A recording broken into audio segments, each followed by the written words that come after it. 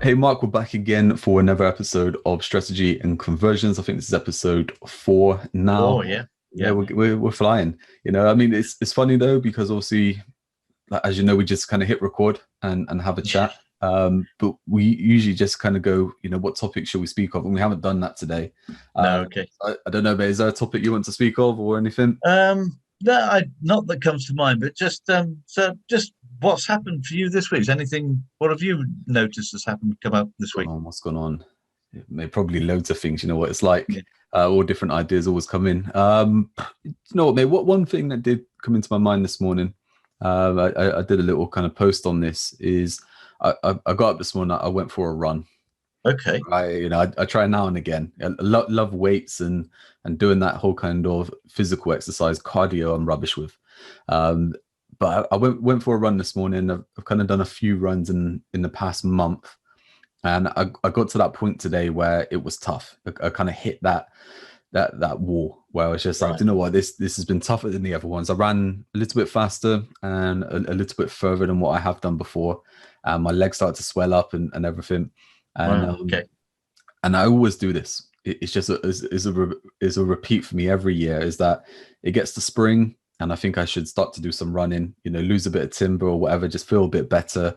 I start off running. I get to a point where I don't enjoy it anymore, and I stop, and then I pick it up Okay. again, like towards the summer, or as we get in the summer, and I pick it up again. I do exactly the same thing, Yeah. and then I won't do any for the rest of the year, and then try again the year after, and I've repeated this each year. But what came to mind was that just within business or in marketing is that instead of having that consistency, like if I kept running just little and often and improving, then I would keep improving and keep moving along and building that momentum. Whereas I guess that whole kind of stopping and starting, I never move forward. Yeah, I get you. Okay. Yeah, I understand. That makes sense.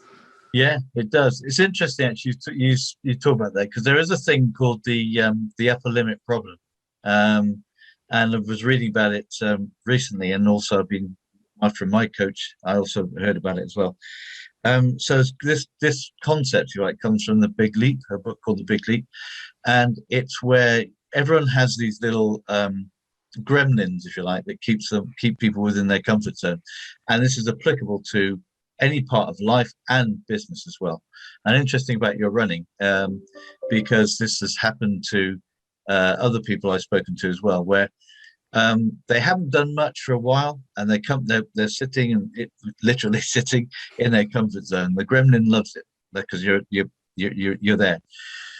And you're doing stuff like you said, you're doing weights and you're doing anaerobic stuff, which is very which is comfortable for you. But now you're stepping out of that comfort zone. You're doing something that your body's not used to. It wants to go out and start running, and losing a bit of, as you say, losing a bit of timber that way. Um, and then a little gremlin will start saying, "Oh, you don't want to do that. You want to be back.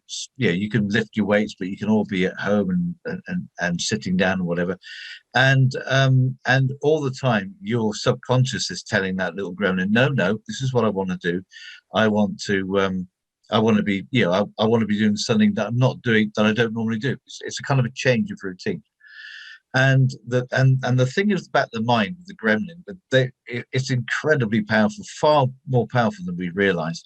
And the gremlin will start to put it to keep talking to you. When that gremlin realizes that it's not working, or that this thing is not working, you're still going out running, you'll actually start to manifest injuries. And so my coach, she actually sprained her ankle. She she she ran onto a rock. She's normally pretty good. She runs on straight ground, and she ran over a stone and turned her ankle, which she's never done before. And she was, and again, she was, but couldn't work out why it was going on. Then she just had all sorts of weird problems with her legs, which she couldn't account for at all. Just became very, very stiff. The muscles became stiff, and and what's happened is she hit that upper limit problem where the you that she was trying to step outside the comfort zone, make changes, and the comfort zone, if you like, the gremlin in the comfort zone didn't like it, and actually started to cause all sorts of problems to stop you doing it. So in your case, what's happened is that you started getting kind of swollen legs, which sounds really horrible actually, but your legs started to swell and getting shin splints and things. So your body is telling you, I really need to rest. I need to come back and rest. And so what it's doing is pulling you back and say, no, I've got you back into your comfort zone. It's a whole thing around mindset, which is really, really. I mean, I love studying mindset, as you know, and this is so true about business as well. So, if we launch a product, for example, a new thing we've done, which is outside our business comfort zone. So we've launched something new, brand new. We've made a change, but often what will happen if we haven't had the confidence or maybe the courage to have done it properly, is that the first thought is that well, no, I'll put this out there, but I'm not sure if I get many people coming. And guess what? They don't get many people coming. Instead of having the mindset of saying, right, okay, I'm going to release this product and I know I'm going to have 20 people who are going to come along to the first launch, and completely changing the way our mind thinks. And this is how we break through the upper limit problem. And it's actually incredibly simple to break through, because it's just we break through it by changing our language from being negative to being positive. And that sounds, I know for a lot of people that might sound it's a bit out there, I'm not sure, but it's really, really true. Yeah, I get it. I'm thinking of a couple of things there where, do you know what? The way you described it with the gremlin, I think there's that book about is it the chimp paradox? Yes. It's the same thing, isn't it? They call it a chimp on your shoulder that's telling you not to do something, or you'll never be good enough to do that. So why do it? Yeah. You know, and automatically you think you're not good enough. But something there that you were talking about, for me, you know, I do different things with it within sport. And I can remember there was a mindset guy I was talking to, actually, and he was talking about high sports performance, is that you would get, say, like a team, like a football team, and they will think, every time we go to that ground, we'll get hammered. Yeah. He said, you've already lost before you've got there. Yeah. You know, and it was all about changing that mindset. And I guess that's with Mike Tyson, for example, like when before he became champion, as most people said, he won before he got in the ring, because the opponent was just petrified that they're going to take a hiding, right? Yeah, that's right. But I guess that's exactly it, is that you start having those thoughts about it. So, you know, myself, is I'm already thinking, I don't want to go for another run because I'm going to be in pain, rather than thinking, do you know what, if I can get out there and smash a couple more, I'm going to get over this and move forward. And the other way it's actually quite a horrible problem to have, because the other way it manifests, and I use Marcus Trescothick for this, because he became England sort of opening batsman number one, I think he was, and he was massively successful. He was scoring hundreds and in quick time and everything. And all of a sudden, he went through this whole problem, this whole mental anguish problem of being homesick, and then it just manifests and got worse and worse. And in the upper limit problem, what happens is if you have something you've done and it becomes really successful, and it's more successful than you've ever been. Again, here you go. It's this change thing. It's a complete expansion to that comfort zone. The upper lip, this limiting belief, is this gremlin or whatever, chimp, doesn't like the fact you're that successful. So you start to sabotage your own success, not necessarily in Marcus's case of not seeing the ball properly or not timing the ball properly, but it's just having something that may be completely unrelated, like mental stress, that comes in and stops him performing, and and brings you back down to that kind of, if you like, mediocrity level where you've always been trying to get out of. And it happens so many times in business, where you see people who have a really good run in business for a short time, and then it just all implodes for no reason at all. And self-sabotage, right? I mean, that's the thing. Yeah, you know, that's big, and I think I see that quite a lot with people. Like you said, there's a bit of success, and they're thinking either that they don't deserve it, or they think they've stumbled across something by accident, and it's just like, right, if I stop doing it, I won't get caught out, or something like that. Is there possibly imposter syndrome? Well, it goes kind of, yes, it is a little bit about that, but it almost goes deeper. I think it is that whole I don't deserve this success.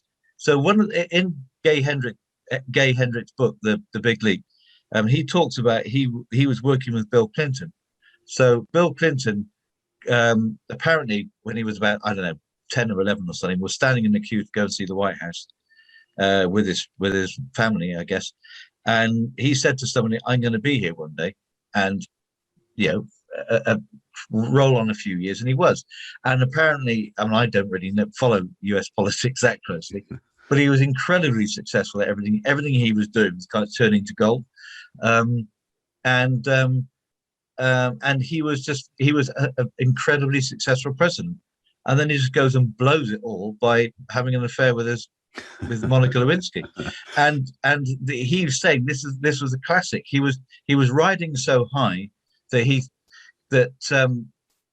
didn't know how to handle it. You know, the whole thing is it's pulling him back, because it's saying you don't deserve to have this much not power necessarily, but this much freedom, this much success in what you're doing. So it'll do something that is totally unrelated to his career, if you like, to pull him back. And that's what happened with him, and he ended up being impeached. I guess looking at sport again, is that there's that same kind of element to it, and I guess it's more so that they get put on a pedestal, is that they're kind of untouchable and stuff like that. Is that it happens so quickly. Is that you imagine like a young footballer, for example, is that he could go into like the training academy and get into the first team and making lucky to make $1,000 a week or something like that. All of a sudden to get a new contract on $100,000 a week, and they're just like throwing money out and partying and all that kind of stuff because they think they're on a certain level. That they're like that. And isn't it funny? Isn't it? You can have two people exactly the same mentality, exactly the same, even same football team, for example. One's gone from 10 to winning $100,000. And so is the other one, 10 to 100 grand. One just completely goes off the rails, and one manages it perfectly. And it's all to do with the mindset. The mindset is that the one who manages it perfectly is the one who thinks, right, okay, I've got this. I know what I'm now going to do with this. I've stretched. I've been success, and they are of the mindset they deserve success, and so they start to use that success to help others and to help themselves. But you get the people like. Well, I mean, obviously George Best is a classic going back of many years, I know, but he obviously had this idea that he didn't deserve the success, and as soon as what he did, he just went into self-destruction through alcohol and then through drugs, and he never came out of that cycle. It's interesting, isn't it? I guess looping back to like I was saying about kind of stopping and starting and not following stuff through, is I guess there's the whole kind of like overnight success kind of thing, is everyone sees, it just happens, but there's a lot of work that goes into talking there about sport. I can remember listen to a podcast, it's either earlier this year or back last year. It's called the High Performance Podcast, and they interview different athletes and stuff. And there was Phil Neville. So obviously Phil and Gary Neville, the defenders for England and Manchester United. And it was talking about when they were in their teens, and they would get up at 4 o'clock in the morning to eat Weetabix, and then go back to bed because someone told them about the slow releasing, energies and stuff like that Weetabix would give you. I guess other cereals would work as well. But but that dedication, like let alone the training that they would do anyway, and different mindset and all that kind of stuff. Both of them, very successful.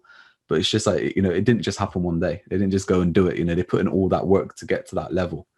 I think some people they just think if they don't get it straight away, a bit like me with my running, if it doesn't click.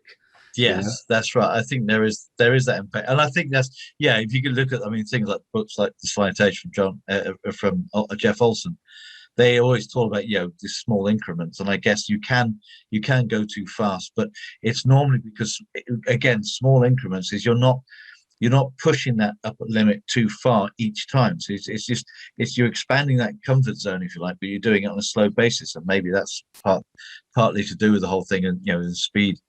And speed is the problem. I think it was talking about what you just said. I think it was Mark Spitz. I can't remember if it was Mark Spitz. It was one of the swimmers anyway. And I may have mentioned this before on another podcast, but he wanted to win Olympic gold, and he took on a swimming coach. And I can't remember what year this was, but I think the Olympics were like 3 years away. and he wanted to win Olympic gold. And his coach said, right, okay, I'm not going to enter you for that Olympics because you won't be ready. You're going to go for the Olympics after that, and Wow. you're going to wipe the floor. And so he was apparently had 1 day off in 7 years, and he was training every day, early rising, and then to the evening. And this trainer, he almost left his trainer, I think, after a while because he was pushing him so hard. And his trainer just said to him, "Do you want to win gold?" And that was a simple question. And he carried on with him. And of course, he just won everything under the sun, I think, for a while. But it was, yeah, the overnight success. Mark Spitz, nobody had heard about him, had actually been training for 7 whole years. Yeah. So it's weird. I mean, I listen to all kinds of different personal development books, and the kind of normal ones within business. But I always look for something outside of the box. Yes. And you got the rapper 50 Cent. He has a book. I can't remember what it's called. I think it's called Hustle Harder, Hustle Smarter, or something like that. And it's actually one of the best business books I've listened to. Right, brilliant. It's actually so good because it just looks at it from a different way. And it was like talks with him in there where he's saying that he could have gone to a club as just for like an appearance fee more than what he was getting paid to act on a series that he was producing. Wow. He wanted to do that so that he could go on then to produce more and have different kind of different programs and stuff like that. Okay. And then he had the show Power, which kind of took off within the States and over here as well. That did X amounts of kind of views and millions and stuff. But he wouldn't have got to that without putting in the work to produce the first series that he did, even though he could have got paid more from going off elsewhere. Yeah, it's just like it's always like that mental. I think there's another one with Kevin Hart, the comedian and actor, is that when he was doing the kind of different scenes of going to different comedy clubs, he was offered the chance to go into like a big kind of TV program that was on, and his kind of mentor at the time told him not to do it because he would go in and he would have a good show and people would remember him for a little bit, but that would be it. Whereas if he went around and did all the touring and stuff for another year, when he did that slot and everyone knew about him, it would blow up and he would be massive. And he stuck with it, and that's what happened. Rather than just taking the quick win rather than the bigger picture. And I guess that comes back, and I know on the board behind you, move forward with clarity. That's the big word. It's the clarity, isn't it, of knowing that, Mark Spitz, for example, Mark Spitz wanted to go for that gold. He listened wisely, if you like, to his coach, and there's the clarity of saying, no, you're going to win all the golds, but in 7 years' time, not 4 years' time. It's having the clarity to know what you really, really want. Yeah, there's going to be lots of side distractions, if you like, that will be relatively successful, but the ultimate success is I am going to be successful. I am going to be at this point, as opposed to just being at this point. And I guess it's where going back to the upper limit problem, how you solve the upper limit problem is purely from that. It's so simple to solve. So it's saying that, for example, in your case, is that I'm going to go out and I'm going to run 10K today, and it's going to be perfectly easy, and my body will be fine. And it's just positive language. Yeah. And again, as I say, a lot of people might think, that's that sounds a bit far-fetched, but it really is that easy. Instead of saying that I'm going to release this new package, this new online training, but maybe not many people will come. They don't come. It manifests. And if you say, right, this is going to go on, it's going to be the best thing that people have seen, and I'm going to have people queuing at the door to go onto my wait list and be in the room, and that's what happens. And if you ask, just thinking, that's like the whole kind of, looking into kind of like the universe and gratitude and affirmations and stuff like that. It's like what you put out is what you receive. So it's about asking for what you want rather than saying what you don't want. Yes, and that's the thing, isn't it? Is getting that clear. So I've done a lot of work on myself because I know I was terrible at sort of really knocking myself down. I never thought I was worthy of much stuff, to be honest. And it's changing that language from being that I'm not worthy to say, I'm more than worthy to be here, and I'm more than worthy to have this success, and it's coming. I'm not saying I'm not a millionaire, I'm not there yet, but it's coming. The last year I've just had has been the most successful year I've had in business, and it's growing all the time since I've been talking to myself in that positive way rather than thinking that I remember I remember about 4 years ago, creating a webinar, creating a seminar. And I first of all had, it was quite courageous of me to actually do it in the first place. But I created the seminar thinking, well, I'll probably get about 6 people. And guess what? I got 6 people, because your brain makes you work to only getting 6 people, as opposed to saying, oh, I'm going to have 60 people here. And my mind didn't even think of that, So something I like with that as well is that there's a phrase that says something like, if you can shoot for the moon, at least you'll hit the stars, or something like that. Yeah. And it's like, I guess if you're working towards that bigger picture, at least you can hit the smaller ones along the way. Yeah, you I will think do. Yeah, something that you taught me as well, just from talking, where you say, how much effort are you putting in to achieve this? Yeah. What's the different effort that you'll be putting in to achieve that, which is something a lot bigger, and it's actually the same. It's the same effort you would put in to achieve it. It's just, I guess, that mindset of going to another level.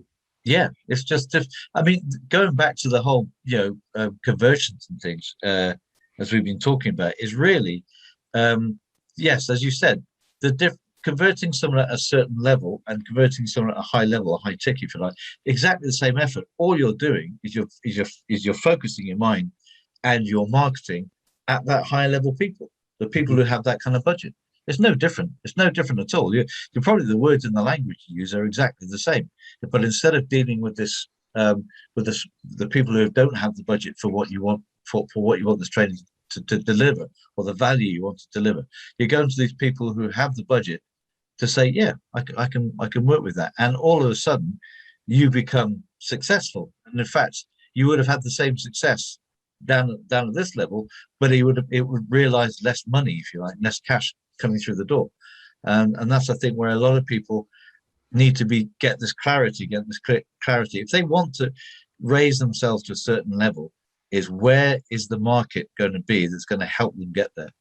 It was really interesting with that. I can remember reading a story about a fitness instructor or a personal trainer over in Hollywood. And he would train the stars. And I think it was Justin Timberlake he was training. And he would charge something like $15,000 for training, right? And it's like, you would get someone in a local gym here charging £15 an hour, right, versus 15,000. It's like, well, it's the same product, I mean, this guy may have a lot more kind of depth or knowledge of certain kind of things, but really what he's doing is just helping someone get in shape. Yeah. That's right.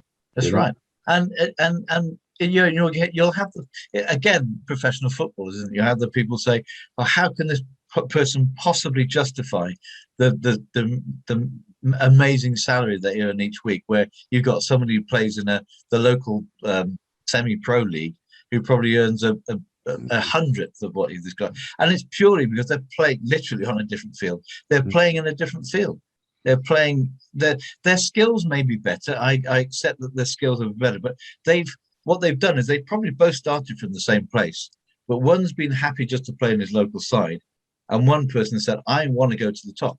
So they put the effort in to go to the top. They probably had both the same skill base, and it's kind of like, but one person has found new skills and been taught new skills, whereas this one has just carried on with the skills they had in their comfort zone. Such a big message there, isn't it? Is that kind of growth, that personal growth of, okay, I'm at this level now. You've made that decision that you want to get to a certain level, so that you've taken that time then to take on board different kind of training or different direction, but you've also put in the effort to build yourself up to those levels and go through those levels to get to that kind of step there. And I think we're talking about sports, but I think any kind of sport is, if you look at the people who are at the top of their game, they put in more effort than the other people. And there's like Michael Jordan, for example, he's probably good as the best ever basketball player. And it's just like, well, when people finish training, he's still training. He's still training, yeah. And it's like, so he's the best, but yet he's still training. Is that how does that work then? Yeah, just carry on. And it's quite interesting. I think it was, it's go again. I'm a bit of an old git, I suppose, and I go back in time. But Bobby George, he was the England darts player, wasn't he? And he was coming up, and apparently he would be throwing darts normally about 10 hours every day, just throwing darts at a dartboard. And obviously he played a lot of competitions as well, but this was outside that. This is in his garage throwing darts at a dartboard. And if you've got that, if you have that mindset and real focus, that's what you want to do. You'll become there. So I started playing hockey when I was about field hockey when I was about 15. So I started quite late, but I wasn't too bad. But it's interesting. I remember at one stage I had an opportunity to go for another team. There was in the Bristol area another team, but they were in a much better standing than the club I was playing for, and they trained 3 times a week instead of once. And I thought, nah, I can't do that. That's the difference. So I ended up just being a real mediocre hockey player. And I could have, I wouldn't say I was that good, but I could have gone to another level. But again, it's once you make that, if you get that kind of crossroads of the decision, if you decide what I did and say, no, that's too hard, you won't do it. And it's simple as that. It really comes down to the mindset. Do you really, really want that success? And if you do, you will get there. Because I think that's the thing, is that if you really believe in that success and you want that success, you are motivated to achieve it. You know, it's that whole kind of thing of, again, linking it to sport, but linking it to business, is that if you take, say, Mike Tyson, that he wanted to become world champion, he's up at 4 a.m. running. Whereas everyone else is still sleeping, but for him, he wants to be that champion. He wants to put in that effort to get it. And I guess it's the same with business. I know we get the likes of hustle and all that stuff kind of chucked about, but what we're looking at doing is just putting in that effort, even if it's in a small section, just to achieve that little more success than what we would achieve if we didn't do it. And that compound effect, like you're saying, you're building up all the time to that's right. And going back to, like I was saying with the running, is that if I kept at it, then I'd be a lot better. And I think that's what happens with people in business is, you can go through a bad patch and you're just like, what's the point? I'm going to chuck in the towel. No one wants my services and all that kind of stuff. When you can just put in a bit more effort. Not saying that you're not putting in the effort, but you can just put in that effort moving forward, and it will all come together. And you chuck in the towel.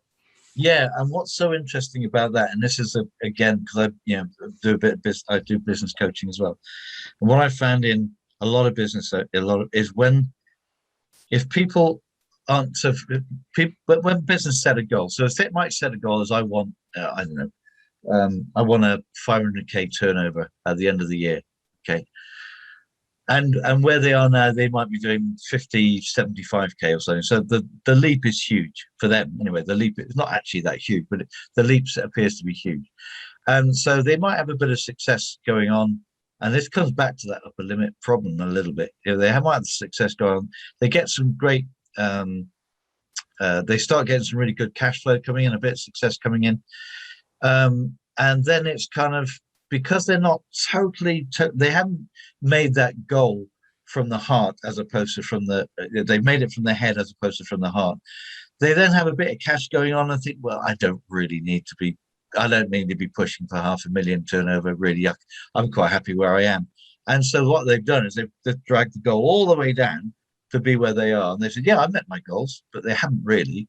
So they've kind of fooled themselves into saying, well, I've got this level, and I've got such a long way to go. Let's move this post down here. So I've only got this little piece to jump, and I can say I've reached my goal. Well, actually, if they were true to what they really believed, they're miles away from their goal. I feel that there's definitely something in that, isn't there, of kind of resting on that success. It's that you go through a certain period and things are really well. And I know we said before about maybe self-sabotage and stuff like that, but you maybe you get the opposite effect, that you think it's going to be like that forever. So you get a bit of success, and you're hypothetically lighting cigars with £50 notes, right? Thinking life is good, but then you're not putting in that effort. You're not doing stuff to keep that wheel moving. That's right. Yeah. Mm-hmm. I know there's something we were talking about earlier on, isn't it? Is where people will reach a level of success, but like we've said, and this is life, everything, isn't it? Life and business is if you're not growing, even if it's a small amount, if you're not making incremental steps to grow, your business is declining in incremental steps to start with, but then when the compound effect comes in, it actually starts to really drop. So if you've had that success, and you, I won't say you've taken this foot off the pedal, but you have the success and say, oh, this is great, this is fantastic. You're not building your pipeline. Hmm. And so what's happened is in 3 or 4 months' time, when the money has gone from that success, you've still got a few bits and pieces coming in, but you haven't really significantly built the pipeline to carry on sustaining that success and growing, even if it's just a small amount after a certain plateau. And then all of a sudden you find that, hang on a minute, I've got no business. And you Yeah, have to start all over again. And this is where the whole feast and famine thing comes in. I think that's a big thing, isn't it? That feast and famine, is that I think a lot of people in business is they're looking for the buyer right now. So Yeah, it's just that case yeah, of, okay, who is that hungry buyer right now? I can serve them, yeah, and it's you're always fighting, you're always trying to race to get a customer that way, yeah, rather than your marketing working for you. I yeah, think that's a big thing that people don't understand, and I've kind of explained it before as seeing your marketing as an employee. Is that if your yeah, employee's not working in the way you want them to, you will either retrain them or replace them. yeah, And that's how you should see your marketing, is that it should be working for you. And if we did marketing properly, we would be doing our marketing for the summer in winter, and our yeah, marketing for the yeah, winter and yeah, summer. We would yeah, always be ahead of the game and working that way. And that takes time to get to it. We have to build out that process and build out that system. yeah, And it starts with putting in the work to obviously get that. And I guess it's the same thing with me with running, is that anyone who goes to run a marathon, they can't just go out and run a marathon. They, no, they have to get to that point, yeah, So they have to go through however many weeks of training to get to yeah, that. And that's the same with business and with marketing, is that, yeah, you can have some great success. You can have a good run, but that doesn't mean you can go and run a marathon. You yeah, still have to that's keep right. training, to put in that work for it And to be sustainable. yeah, and having that goal of I am going to complete the marathon will keep you going through the training, even when if for example, you go running in the winter when it's freezing cold and it's pouring down with rain. If you have that goal to compete to complete that marathon, then you're going to carry on getting out and carry on running through the rain. Because guess what? On the day of the marathon, it could be pouring down with rain and it could Yeah. be freezing cold. And if you're not used to it, you're not gonna want to do it. So yeah, so it's. I think this is going back to that, the whole thing of the upper limit problem and the complete clarity of what you want. It goes hand in hand. If you have complete clarity of where you want to be by a certain time, the goal setting is having a date set on it, even if it's a rough date. By a certain time, I want to be here, I want to be there, and I'm now at the moment I'm down here, so I know I have to start doing these things to get to there. If that goal is not really strong and set from the heart, then when the rain starts to pour and it gets really horrible and snowy outside, that the goal can kind of like fizzle out a bit. I So feel like, clarity is essential for anything like that. yeah, I totally agree. Like you said, that clarity, that goal, those milestones and stuff like that, hitting it. And I think that there's something you touched on earlier that I think is really good to bring up now. And it's all about a coach, who is holding someone accountable. I think Yeah, accountability is huge, right? yeah, absolutely. I mean, well, going back to, as I spoke earlier on about Mark Spitz, he had a coach, he had that accountability person. What have you trained today? How many lengths have you swum today? And apparently, I've read I think it was a biography a long time ago. And if he hadn't swum enough lengths that day, guess what? On the next following day, he had those put on top of the amount of lengths he had to Okay. swim. So yeah, he didn't get away from it. So he knew that he had to swim those amount of lengths every day, and it was that accountability that got him to where he was. And again, in Yeah. business, it's too easy. It's too easy to say, I'll do this tomorrow. It's okay. And tomorrow, as we know, never comes. So it gets put off and put off and put off. But when you have that accountability in something like, like in a group or a mastermind or something, where someone says to you, so you haven't hit your goal. Why was that? Or what was getting in your way? And then you can start to analyze, well, was it me or were there genuinely things getting in the way? And when it becomes you, that's when you get a kick at the backside to say, right, Yeah, okay, exactly. so what are you going to do about it? I think Yeah, that's it. I guess, yeah, in all elements of life, business, and everything, we need those kicks and stuff. yeah, yeah, I can yeah, remember watching a documentary back last year with Usain Bolt, and he was training for his last Olympics, and he had his coach. It's really weird, actually. His sprinter coach. I'm not too sure if he was a sprinter before, whatever, but he's just like, he's totally out of shape. Like if you see it, you're just, how can he teach someone to sprint? He Yeah, can sprint himself.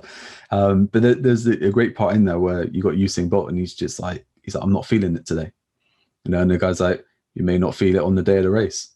You're yeah, gonna run, and it's like, you have to put in that work now to get there. You have to have the right people around you. So he then carries on doing his sprints. And yeah. he's like dragging like a weight behind him and stuff like that. And it's just like, Incredible. you need that person in your ear, that direction. Like you say, Yeah, if you don't have that self-discipline, you need someone else to have that discipline with yeah, you. Right? yeah. Because yes, when you're in that situation, it's too easy for you to take a back seat, whereas someone can just be pushing you on. And at times they're bound to appear like a real taskmaster, but actually they're the ones who have your vested interest to get you there, to get to where you said where you want to be. So I think coaches are yeah, I would say a coach, and especially accountability coach, is so important for anybody and any who wants to improve anything, whether it's a sport, whether it's a skill in business, or whether it's their the way they are in life, anything at all. I You think need as someone to well. help you along. I think as well, mate, that there is an element to it as well of just getting stuff done. Now, Yeah, I think so many people were suffered within the whole kind of lockdown, especially with work, where they yeah, were not used to working from home, so they've been used to working in an office or something like that, someone watching them to make sure that yeah, they get something done. Whereas yeah, when they're at home, they slack off. I was yeah, actually talking with a guy this week where he just said, have you got any tips just for like productivity at home? Because I just find that I don't work as well at home as what I do in the office. And it's like for him, man, I mean, it was something like so easy that when he told me what he's doing, he just said, oh, what I do is I told him to time block, and he's like, yeah, I do that anyway. It's like, okay, tell me your day. And he's got like 2 hour blocks, and I'm just like, mate, you can't concentrate on something for 2 hours. no, So let's just change that completely. Let's do 20 minutes or 25 minutes and take 5 minutes off. yeah, Right? Let's yeah, change that. Let's try doing that, and see how that works. And he's just like, I feel so much better. yeah, Like, not even thinking about doing it. He's like, I yeah, just feel yeah, so much better yeah, for yeah, tomorrow. He's actually yeah, motivated for the next day yeah. just from changing how he's going to do things. In short chunks, yeah. And again, that it comes back to the teachings from the compound effect and the slight edge. It's all about small chunks. If you it's like if you've got a massive if you want to tidy your room, or you want to redecorate your house, and you sit there and think, right, I'm going to redecorate my house today. It just won't happen. Yeah. But you say, right, what is the first step I can do to redecorating my house? Well, maybe even planning what you want to do. Yeah. Great, Look at the color. yeah, look at the color. Just take half an hour, look at some color charts. Think I want that. Great. You've taken a step to redecorate your house. It's only a small step, but it doesn't matter. You've done something. You've started that project plan. And we've Yeah, spoke about because that in business, though, haven't we? With the likes of, someone, what they want is an automatic funnel that gives them passive income whilst they're sat on a beach. yeah, But they're not prepared to, okay, look, in the next week, I need to build out that funnel, or I need to come up with that product that is more appealing, that is going yeah, to actually sell. Is that first part of that work never wants to be put in. And I guess it's exactly the same is coming back to me with my running. And what you were saying there, mate, there's a phrase that I always remember hearing, is the oddest phrase, because people say, how do you eat an elephant? And it's oh, one bite at a time. It's like, who's well, ever at an elephant, right? yeah, one bite at a time. But yeah, One yeah, bite at a time. And I think yeah, that there is massive. You think, okay, yeah, it makes sense. It's just, you can't yeah. do everything in one go. You have to basically take those steps, those milestones to reach those mini goals, and then that big goal, and just be focused on the outcome. It's like it's any kind of, to me, this is the whole thing with, to me, business and life really. I've got a project management background, and to me everything is a project, and a project has an end goal. Starts off with what's the outcome, and then you work backwards and all the steps that need to be taken. You break them down into the smallest possible steps into your project plan, and then you start the project. And it's not always one step at a time. No, Sometimes you can have steps in the sequence, but that's all it is. It's simple steps to get to those milestones, then gets to the end of the project. I just thought about, mate. You're talking about then. I'm just thinking it like a jigsaw, right? Tip out 1,000 pieces. What's the first thing you do? You look for the corners, right? Yeah, exactly. Yeah, the Yeah, corners, and then you look to build out the outside, and then you look yeah, at little parts and putting it together. yeah. Yeah, that's It's exactly it. so many analogies you can put together that show you what needs to be done. Yeah. I think that's it, yeah. So Yeah. I think we've covered so much today, and I think is one of those things where we've just had a chat about, you know, from running to sports and, you know, everything into business and the ceilings and accountability and, you know, just even jigsaws. But it's the messages within there are so powerful, right? Yeah, absolutely. It's all about moving forward. It's all about creating momentum in whatever you are trying to do to achieve that success that you want. Yeah, momentum is crucial because as that's like once you start, and there was a great analogy, wasn't there? Again, in the Slight Edge, is that pushing around a 10-ton flywheel. It starts with you're just trying as hard as you can to even make it move a millimeter. But once you do, and you start to get with momentum, you can actually be driving around a 10-ton flywheel because it will gain its momentum. So it's momentum, like the strongman competitions, right, where they pull a truck. There's so much effort is going in there just to get the wheel to slightly move. But when it's moving along, they're just pulling it easily. Yeah, and that's right. Yeah. Momentum is crucial. Momentum, mate. Create that momentum. Get something moving. Yeah, and it moves for you, right? Absolutely right. It. Yeah, mate, I think that's a great topic to end on there. Yeah. Mate, I know we said last time as well, just to kind of summarize something up. I mean, has there been any key moment within today's talk that stands out to you? I think it's I think it's the clarity getting. It's those two words, clarity and momentum, are the key things. I think in all the stuff we've been talking about, clarity of where you want to be, and the momentum to actually start you getting there. Because at the very, very beginning, it's hard, and then it gets easier as you go along. I think that's a really, really good message. Awesome. I think that's it, mate. Yeah. Let's end it there. Brilliant. And we'll get ready for the next episode. Yeah. See you all next time. Yeah. Okay. Yeah. Bye.